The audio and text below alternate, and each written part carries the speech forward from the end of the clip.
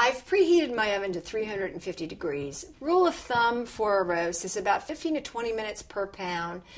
This, I would say, would be about 30 minutes, but an internal temperature should be approximately 160 to 165.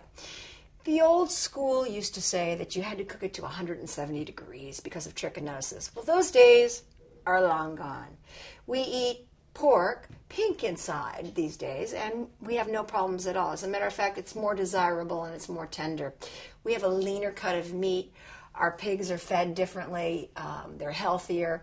So the chance that you're going to get trichinosis from a slightly undercooked pork is almost nebulous. So I suggest putting this in until it reaches an internal temperature of no less than 160, no more than 165. And here's what it looks like as it's going in.